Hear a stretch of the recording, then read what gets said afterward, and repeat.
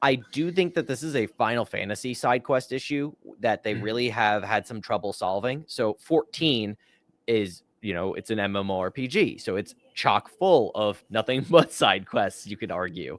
And it's a game that is lauded very often for having absolutely impeccable side quests for a lot. There's some real stinkers in there. Sure, it's an MMO, but there are people who I talk to about that game that just talk to me about side quests that they did in A Realm Reborn and Heaven's Ward and stuff like that. And I don't feel like I think of any side quests fondly in 16, like a couple in this game for sure.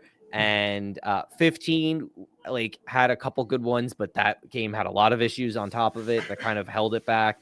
So I feel like there's a Square Enix where we want to do these really in-depth side quests, but somehow the 14 team is nailing it, and the teams that are put in place on these are either padding it out for content because that's the corporate initiative, is this game has to be 30 hours versus it's, or maybe that team is just like not in a place to write these compelling side quests, particularly here. This is my last point, particularly here where there is a finite story that they only have so much that they're reasonably going to change.